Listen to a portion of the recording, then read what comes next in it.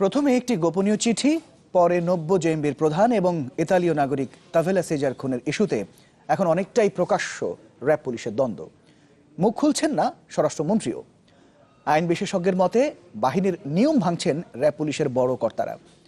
কৃতিত্ব নেয়ার প্রতিযোগিতায় ক্ষতিগ্রস্ত হচ্ছে বাহিনী দুটির ভাবমূর্তি।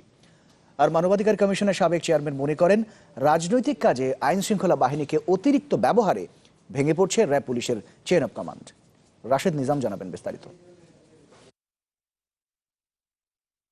পুরনো বহু ঘটনা থাকলেও নতুন করে র্যাব পুলিশের দ্বন্দ্বের কারণ এই চিঠি, যা এলিট ফোর্স র্যাবের মহাপরিচালক পাঠিয়েছিলেন স্বরাষ্ট্র মন্ত্রণালয়ে।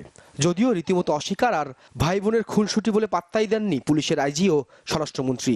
ডিজি র্যাব মন্ত্রণালয় কোনো অভিযোগ করেন নাই, এটা আপনি ভুল তথ্য দিয়েছেন। পুলিশ এবং র্যাবের মধ্যে এই ধরনের দুই একটি ভুল বোঝাবুঝি থাকতেই পারে। ভাই বোন মানে সংসারে এইরকম দুই একটি ঘটনা ঘটতেই পারে।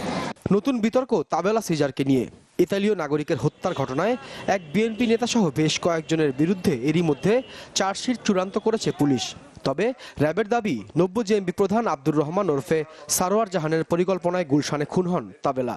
তামিম দেশে এসে সম্ভবত জুনুদ আত-তাওহিদ নামে সংগঠনটি গঠন করে এবং তারপরে এরা এই জেএমবির এই যে আবু সারোয়ার জাহানের নেতৃত্বে যে ফ্যাকশনটি আছে, এই ফ্যাকশনটির সঙ্গে সে ঐক্য গড়ে তোলে। তামিমের পরে ইমিডিয়েট পরে যারা ছিল তারপর পরপরই সেই কথিত সারোয়ার জাহান কিংবা আব্দুর রহমান, তার ভূমিকা আমাদের কাছে অতটুকু তথ্য প্রমাণ আমাদের কাছে রয়েছে। এ প্রতিযোগিতাকে অগ্রহণযোগ্য বলছেন বিশ্লেষকরা। তাদের মতে মামলার তদন্ত শেষ করে সুনাম কুড়ানোর বদলে এমন তর্কে জড়িয়ে ভাবমূর্তি নষ্ট হচ্ছে বাহিনী দুটোর। এই ধরনের পাল্টাপাল্টি বক্তব্য এমনকি সরকারের ভাবমূর্তিও ক্ষুণ্ণ করবে, সরকারের দুর্বলতাও প্রকাশ করবে। আবার আমরা যে সরকারি সংস্থাগুলোর পেশাদারিত্ব গড়ে তুলতে পারিনি, সেটা শুধু বাহিনীগুলোর দায় তাও না, সেটা সরকারের দায় আছে, কারণ সরকারগুলো অনেক ক্ষেত্রে এই বাহিনীগুলোকে ব্যবহার করে। মাননীয় স্বরাষ্ট্রমন্ত্রী আমাদেরকে আশ্বস্ত করলেন যে আসলে বাহিনীর ভিতরে কোনো রকম অন্তর্কলহ নেই, কোনো দ্বন্দ্ব নেই, সবই ঠিক আছে। কিন্তু বর্তমানের যে ঘটনাটা আমরা দেখছি, এতে করে কিন্তু মাননীয় স্বরাষ্ট্রমন্ত্রী ভুল প্রমাণিত হয়ে গেলেন। দু দফায় মানবাধিকার কমিশন চেয়ারম্যান থাকার অভিজ্ঞতায় ডক্টর মিজানুর রহমানের বক্তব্য, সরকারের উচ্চ মহলের কঠোর অবস্থান ছাড়া ঠিক হবে না আইন শৃঙ্খলা বাহিনীর চেইন অফ কমান্ড। একটা ব্যক্তিত্বের একটা দ্বন্দ্ব চলছে এখানে।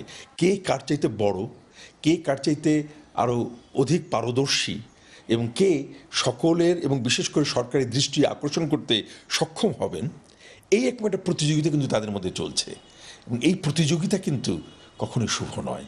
রাশেদ নিজাম, চ্যানেল 24, ঢাকা।